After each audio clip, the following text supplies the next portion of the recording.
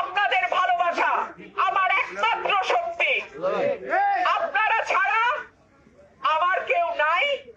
আপনাদের কাছে এই জন্য আমি বারবার আসি, ঘুরে ঘুরে আসি।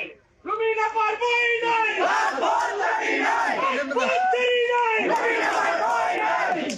আমাকে যখন বাধা দেয় আমি রাগ করে ফেলি। কেন? আমার মনে হয় আপনাদের থেকে আমার আলাদা করতে চায়।